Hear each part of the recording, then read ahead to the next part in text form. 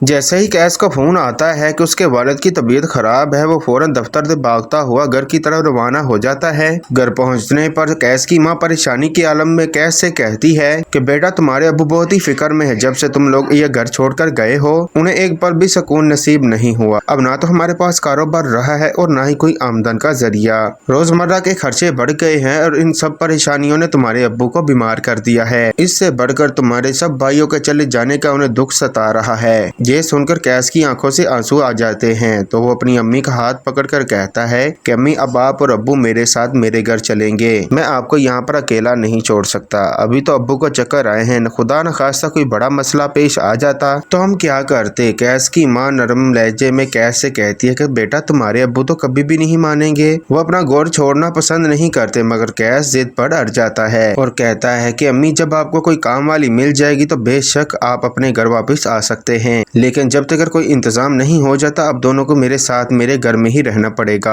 आखिरकार कैस की माँ बेटे के सामने कायल हो जाती है। रफीक साहब भी बेटे की नीयत पर हार मानकर उसके घर जाने के लिए तैयार हो जाते हैं। यूं ही कैस अपने वालिदैन को लेकर अपने घर पर आ जाता है। उसके दिल को एक अजीब सा सुकून महसूस होता है, जैसे उसने दुनिया की सबसे बड़ी खुशी पा ली हो कि अब उसके वालिदैन उसके साथ रहने वाले हैं। जैसे ही कैस के वालिदैन उसके घर पहुँचते हैं, लैला अपने मॉम डैड के साथ बैठकर बातें कर रही थी। कैस एकदम से आकर कहता है, अस्सलाम वालेकुम, आप लोग भी यहाँ पर हैं। लैला जैसे ही कैस के वालिदैन को देखती है तो वो खुशी से खिल उठती है और कहती है कि अंकल आंटी, आप फाइनली हमारे घर पर आ गए, मुझे बहुत ही ज्यादा खुशी हुई है। कैस थोड़े से जज्बाती अंदाज में कहता है कि अब्बू की तबीयत ठीक नहीं थी, इसीलिए मैं उन्हें यहाँ पर ले आया। लैला नरमी से जवाब देती है कि हाँ, मैं भी अंकल के पास गई थी, उन्हें मनाने की कोशिश की, लेकिन उस वक्त वो माने नहीं। खैर, अच्छा हुआ अब वो यहाँ पर आ गए हैं। फिर वो कैस की तरफ झिझकते हुए देखकर कहती है कि वैसे तुम्हें मेरे मॉम डैड के यहाँ पर रहने से कोई मसला तो नहीं। कैस मुस्कुराकर जवाब देता है कि नहीं, ऐसी कोई भी बात नहीं है लैला, मैं उनका भी उतना ही एहतराम करता हूँ जितना कि अपने अम्मी अब्बू का।